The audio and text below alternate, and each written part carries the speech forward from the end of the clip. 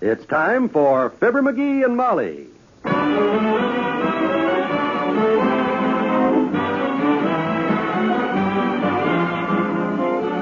Every night, Monday through Friday, NBC brings you the Fibber, McGee, and Molly program, transcribed, written by Phil Leslie, and directed by Max Hutton.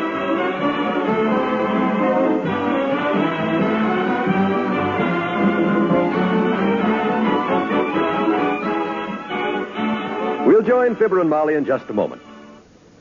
If you want your child to have the best education you can give him, won't you get a pencil and paper to take down the address I'm going to give you at the end of this message? Unless we start preparing now, in a few years, our public schools will be as behind the times as the Little Red Schoolhouse. Because of the high increase in our birth rate during and after the last war, it's estimated that by 1960, there'll be some 10 million more children in elementary schools than there are now. In fact, this fall sees the highest school enrollment in our country's history. 1,856,600 more students than last year. More equipment will be needed, textbooks, playgrounds, and above all, more elementary school teachers. To help assure your children a proper education, join and work with local groups and school boards. And for free information about how citizens in other communities are improving their schools, write to this address. National Citizens Commission for the Public Schools, 2 West 45th Street, New York, 36. National Citizens Commission for Public Schools, 2 West 45th Street, New York, 36.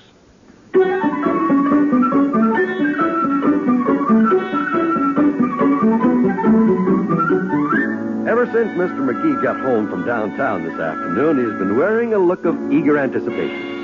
He chuckles mysteriously to himself now and then, and every few minutes he hollers, "Hey, Molly." Yes, dearie. What time is it, you know? What time it is? What? Yes, it's exactly 3 minutes later than it was the last time you asked me. Sit down and relax. You're as nervous as a cow in a pasture full of deer hunters. Well, shucks, What are you doing with the telephone? I'm just checking to see if it works today. I haven't heard it ring since I got home this evening.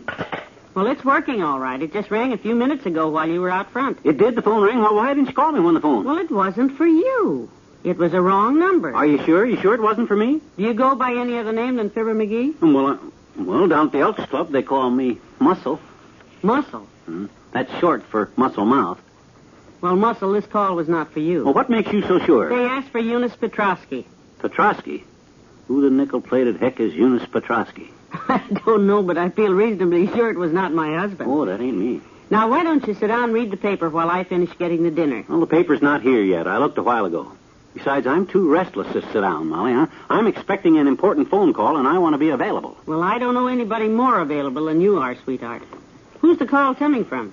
Has the White House got a problem again, or is this just Mr. Warren asking some legal advice? You'll see, Tootsie. You'll see. All I got to say is that certain people in this town, when they hear who calls up here to ask me to do what before a very exclusive meeting of whom, they'll change their opinion of how unimportant your husband is. That's all I got to say, and I can do it, too. Well, I probably shouldn't have asked you in the first place. Whatever it is, I'm sure that you... Company, come in. Oh, hi, old-timer. Hello there, kids. Hi, daughter. Hi. Hey, Johnny. This your newspaper? I believe it is, Mr. Oldtimer. McGee was looking for it a while ago. Yeah, thanks, old-timer. Where'd you find it? Right out front there on the top of your sugar maple, Johnny. About 30 foot off the ground. Oh, well, thanks a lot. One thing, though. If you're looking for your garden hose tomorrow, son, it's stuck up in the tree. Oh, fine. My gosh, you mean to tell me you threw our hose up there to knock the paper down with? No, I throwed the hose up there to knock the rake down with. The rake? It stuck when I throwed it up there to knock the tennis racket down with. That stuck when I throwed it to knock down his catcher's mitt. That stuck when I throwed it to knock down the newspaper, daughter. My gosh, you've had a busy afternoon decorating our maple tree. You must be wore out. Nope. I'm in the pink of condition, son. Comes from leading a good, clean life. I got 5 big don'ts in my life. 5 don'ts. I don't drink, don't smoke, don't gamble, and don't stay out nights gallivanting around. Yeah, but that's only 4. What's the other don't? Don't you believe it? So long, kid. So long. Don't hurry back. Oh, God, I wish that phone would ring. What time is it, Molly? About 1:30. What is this important phone call, anyway? You just be patient, Tootsie. All I can say is you'll be proud of me, that's all. Oh, now, McGee, I'm always proud of you, sweetheart. I don't care what people say. Hmm? Come on out in the kitchen and talk to me while I finish dinner. Okay. Just so we don't miss the phone when it rings. Oh, we'll listen. Well, what happened downtown today? Anything interesting? Well, now that you mention it, a funny thing did happen right in front of the city hall. I was just... Say, do you mind if I keep working while you talk? Oh, no, you go right ahead. As I was saying... I'll set the parakeet over here. Hi, birdie. Isn't he cute? Go ahead, dearie. Okay, I was saying... Let me get to the sink there. I want to pour the water off these potatoes. How do you expect me to tell you this story if you keep interrupting all the time, Molly? If you'd rather not hear it... Oh, I'm sorry, sweetheart. You know I like to hear all the news from downtown. Go ahead. I'm all ears. Well, as I was saying... I was on my way over to the city hall to talk to the streetlight department about when are they going to fix that light outside our window so I can read in bed when who do I run into but Frank Bisbee? Frank Bisbee, he was having trouble getting his car in the parking space. And I was trying to have a talk to him, you know. See his face. Pushing his car on and the cop came around the corner and old Frank was standing there and and then the truckload of hay pulled up, you see. And then the girl with the sunglasses on. And after they got the pigs back in the wagon, the fire engine went home. Of course, it wasn't his fault. There, now, dinner's ready. And would you believe it, Molly, that cop gave him a ticket for jaywalking? Would you mind repeating that again, McGee? I said the cop gave him a ticket for jaywalking. No, not that. The whole story. The whole story? That electric mixer made so much noise I couldn't hear a word you were saying. Come on, kiddo, let's eat.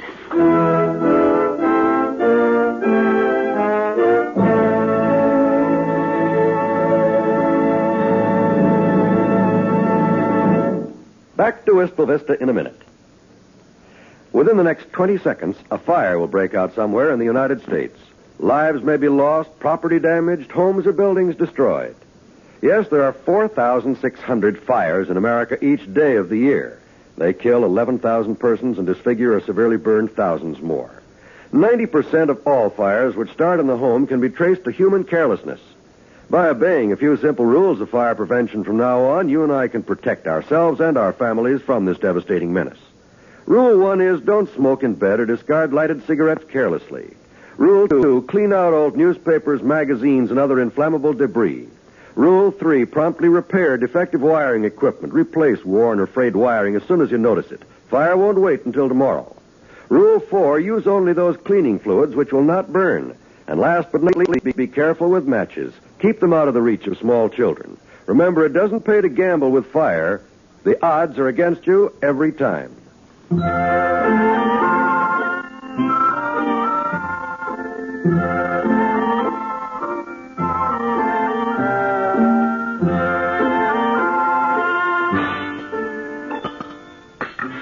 Would you like another piece of pie, McGee? There's plenty. I said, would you like another piece Listen, was that the phone? Did you hear the phone? I thought I heard the phone. Did the phone ring? Finish your dinner. When that phone rings, you'll hear it. Won't he, birdie?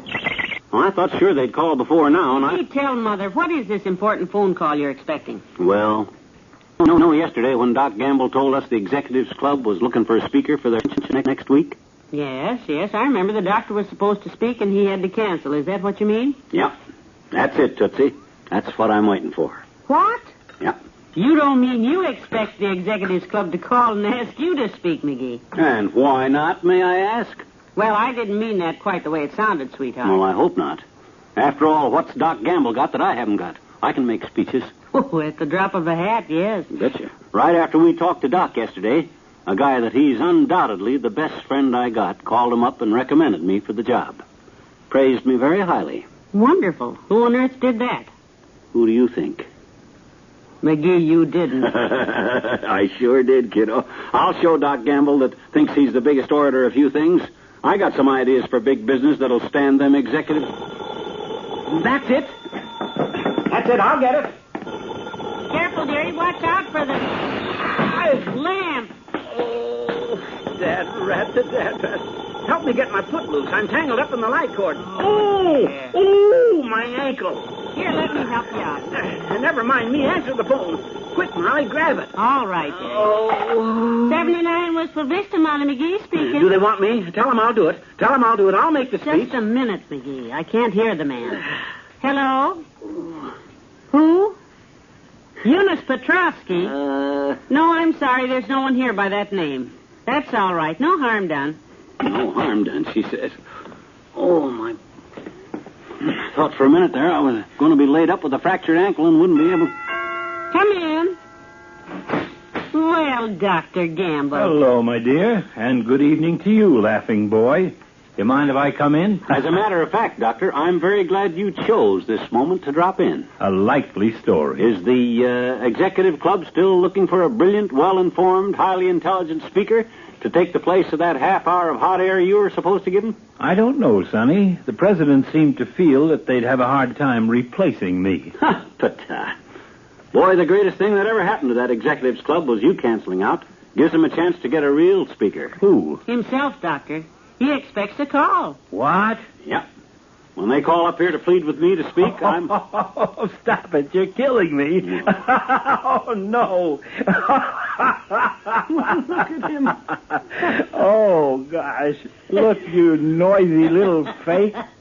The day the executive club calls to ask you to address a luncheon, I will buy you the finest box of cigars in town. Well, you see, Doctor, the reason McGee expects them to call... Tell him nothing, Molly. Tell him nothing. Box of cigars, eh, Fatso? 50-cent cigars. That's a deal. And you, Doctor, are about to witness the finest example of timing since the invention of radio. Answer the phone, will you, my dear? Gladly. 79 Wistful Vista, Eunice No, Molly McGee speaking. Who? Oh, yes, he's here. Just a minute, I'll ask him. It's for you, dearie. Oh? The president of the Executives Club wants to know if you'll address their luncheon next week. What? Hello? Yes, this is Mr. McGee. As a matter of fact, I think I can squeeze you into my schedule. All right? Well, I'll be a blank exclamation point. I thought you would, Doctor. Yes, I'll be glad to. I'm never too busy to give young executives a shove on their way up, or old execs a shove on their way down. I'll be very happy to be there. What's for lunch?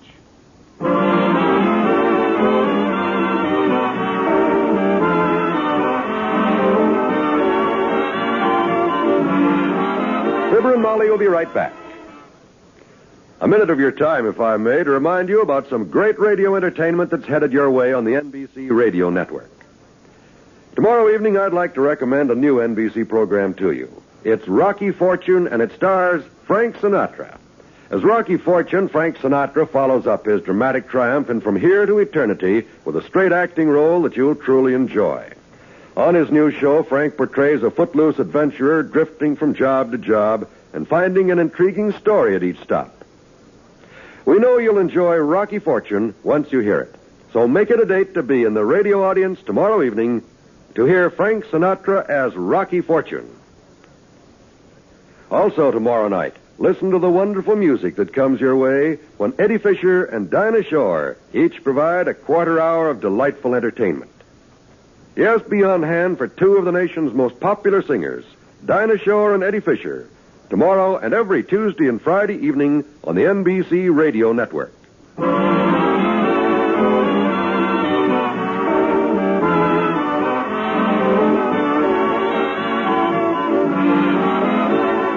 NBC has brought you the Fibber, McGee and Molly program, transcribed with Bill Thompson as the old-timer and Arthur Q. Bryan as Dr. Gamble. And here are Fibber and Molly. You know, I'm pretty impressed by this whole thing, McGee. Me too. Just imagine, you addressing the Executives Club. Yep. What are you going to talk about? About 30 minutes. It'll have to be funnier than that, sweetheart. Yeah. Good night. Good night, all.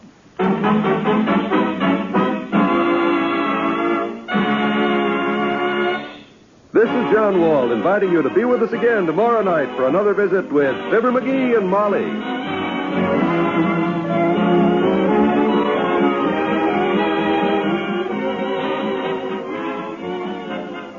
Weekday evenings, laugh with Can You Top This on the NBC Radio Network.